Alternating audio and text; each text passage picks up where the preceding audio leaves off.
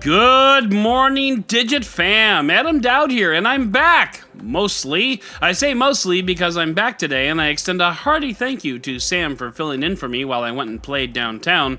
But I also say mostly back because we have big news today, and a big guest because of it, and that guest ate up most of my runtime. But hey, me podcast a Sue podcast, right? So let's get into it. It is August 22nd, 2019, and this is your Digit Daily.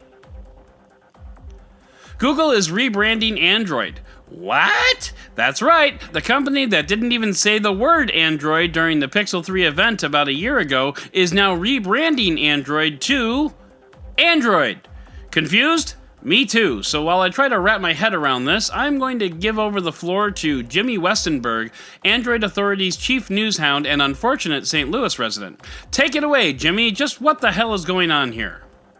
Hi everyone, Jimmy Westenberg here from Android Authority, and first of all, I wanted to say thank you, Adam, for having me on the Digit Daily. It's great to be here.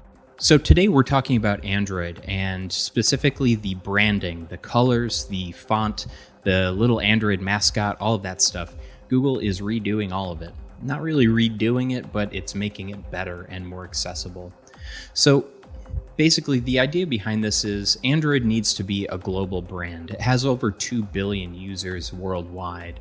So with Android 10, Google is making a bunch of changes to the way Android is branded. So it's doing so in a few different ways. First of all, it's dropping dessert names from the naming scheme in general, and the Android logo is getting a big redesign. So let's talk about the most controversial part of this, and it is dropping the dessert names from the naming schemes. So traditionally, Google has branded it as Android, the version number, and then a sweet treat.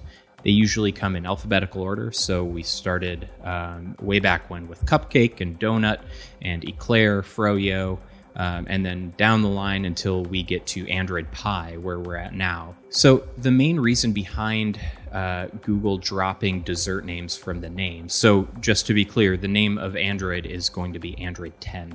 The main reason behind this is obviously accessibility. So let me just start off with probably the easiest example, and that is Android 4.4 KitKat. That was great for people who knew what KitKat bars are, but that's not so great for people who have never even heard of a KitKat bar in some countries. So also, now that we're getting to the end of the alphabet, Android 10 would need to have a Q dessert name, and try thinking of a good Q dessert name. Yeah, I don't think so.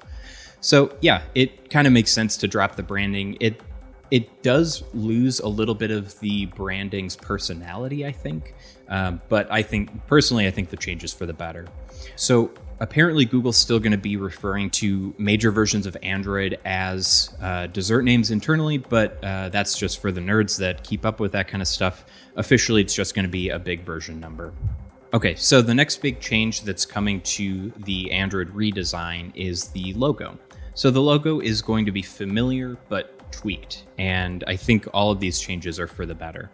Traditionally, we've had two different logos for Android. We've had the actual word mark where you see the ANDROID, and the other logo for Android has been the bug droid, the little Android mascot that we all know and love. So that's getting refreshed too. The major change is that both of these logos are kind of combining into one. So Google's doing that by basically scrapping the bug droid for the most part. So it's removing the body and the legs and the arms, and basically all you get now is the little Android head. And this is to keep the familiar Android branding, and it still is accessible, and it's still approachable, right? It gives off the idea of, hey, this is a fun operating system, but the way that Google has designed this new one, it kind of makes it seem more human, I guess. It still is approachable, but it just needs to be more modern and a little bit more mature. So Google's also changing the colors that the Android branding is associated with. So in the past, the bug droid has always been this bright lime green color, and to be honest, it's not my favorite type of green, and it didn't really match well with any other colors, right? To fix this, Google has added in a little bit of blue into the traditional Android green. So it's still very much green, but it's just a little bit more blue than it was before. And adding blue into this allows for Google to contrast it with some warmer colors. Also, this new green color is more accessible. So from what I understand, some colorblind people have trouble seeing certain shades of green, and surprise, surprise, the lime green that we all know and love from the traditional Android robot is one of those colors that some colorblind people had trouble seeing clearly. So this new color should be more accessible and viewable to just about everybody. And finally, the Android word mark. So like I said, the actual word Android that you see in the branding, that is getting a little bit more of a modern refresh as well. So it's kind of taken inspiration from the Android robot. It's the typeface is a lot thinner, it's rounder, and it's a little bit more geometric, which makes it gives off this more modern look that you just didn't get with old Android branding. Thanks, Jimmy. So overall, Jimmy and I agree on a few things. All these changes make Android seem more, air quotes, mature, which is a good thing since Android itself is a much more mature of an operating system than when it first came out. I'll miss the robot dude. I won't miss the desserts. Personally, the dessert thing was not sustainable, so fine, whatever. Plus, there were only so many letters left in the alphabet, so it's not surprising that Google dropped the letters too. This will make Android seem more generic. Saying Android 10 is not nearly as colorful as saying Android Q, but maybe that's the point.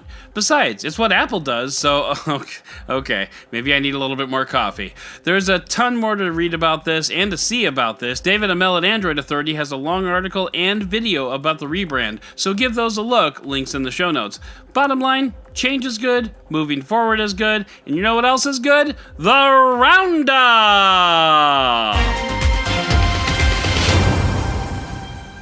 And now that this whole rebrand thing is done, Google is working on a new Google Home Mini with a built-in wall mount, better sound, and a... what? A headphone jack? Seriously? Wait, you're serious about this? Google couldn't be bothered to put a headphone jack on its flagship phones, but they're gonna put it on a wall-mounted speaker? Does Google just not know how headphones work? Alright, fine. And a headphone jack. iPhone users can be fairly snobbish around text messaging and the green bubbles that result. For those not familiar, iMessage handles non-iMessages sent to and from Android phones differently than when sent between iDevices, because of course it does. But this can lead to iPhone users thumbing their nose and sometimes altogether leaving Android friends out of group texts because, God forbid, their animojis won't work. I mean, fine, I guess. So Samsung put up a web page filled with animated GIF comebacks to iPhone users who snubbed them. And they're funny. So if people diss you because you're an Android user, you can go to this page and copy over an appropriate animated GIF and send it right back. Or you could tell them to go f*** themselves.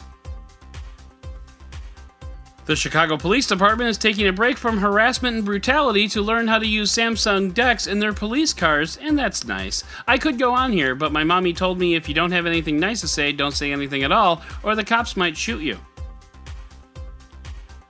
If you're on Instagram, you might have seen celebrities posting a nonsensical diatribe on their feeds saying that Instagram is going to take your photos and use them and they do not have consent. Well, it's nonsense, and some celebrities are morons, so, perfect storm. Ever wonder what a vegan credit card would look like? Well, it looks a lot like an Apple card because Apple published a cleaning guide for its new titanium card, which is ridiculous enough. But included on that cleaning guide is the warning that storing an Apple card in a leather wallet may permanently discolor the card. Apple? Wallets are leather. How did you not think of this before?